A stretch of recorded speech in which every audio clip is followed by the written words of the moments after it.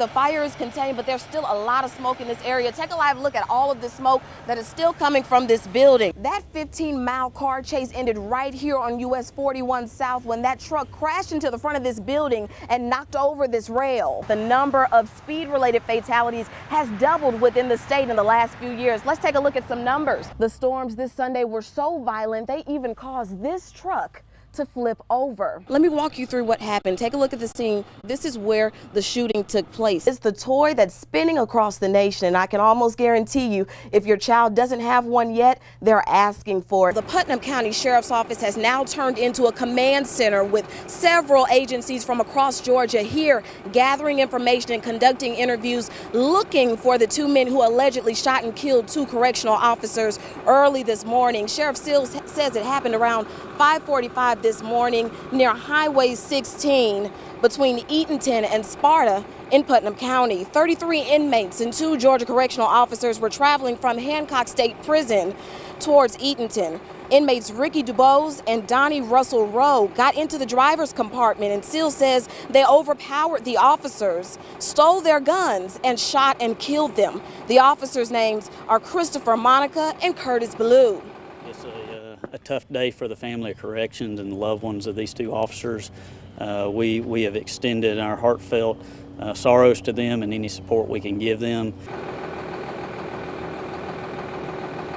Sills says that those 2 inmates after the shooting then got out of the bus and stole the first car that they found. That was that 2004 Honda Civic that's green with a license plate number RBJ 6601. Now, these men are still on the run. They are considered to be armed and dangerous. Sills says that almost every agency in Georgia is looking for these men, and he says, quote, when they find them, they will pay for what they've done. We're live in Putnam County. Yvonne Thomas, 13 WMAZ Eyewitness News.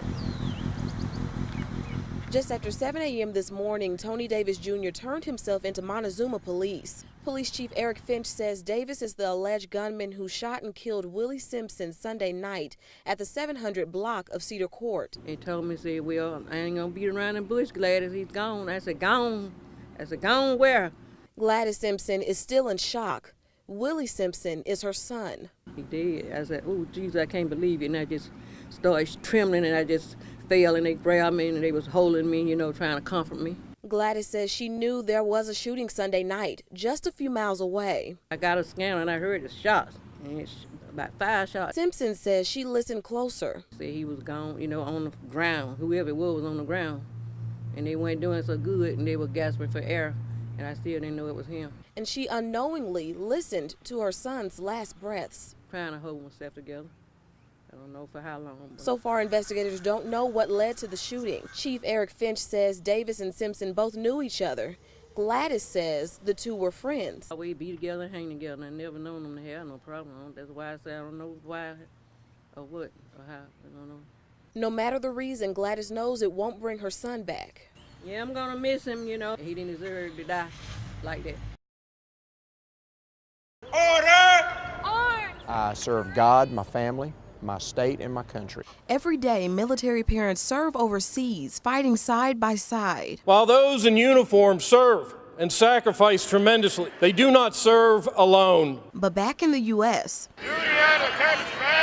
kids like Tyler Leitner and Jacob Bailey just wish their military fathers were by their side. Honestly, don't know what age. He was deployed over to Iraq, so there was a lot of time when we didn't see him a lot. Sometimes it's not very fun because he's gone during vacations and Christmas. And because of their children's sacrifice and hard work in school. Congratulations. Tyler and Jacob received full tuition scholarships for the rest of their time at Georgia Military Prep School. Didn't find out until this morning, actually, when they called my name.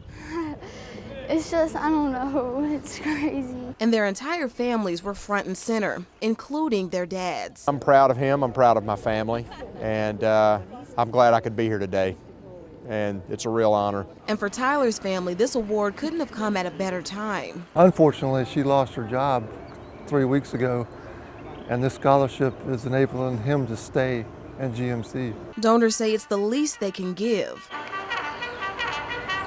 for families ready to give their all. In Milledgeville, Yvonne Thomas, 13 WMAZ Eyewitness News.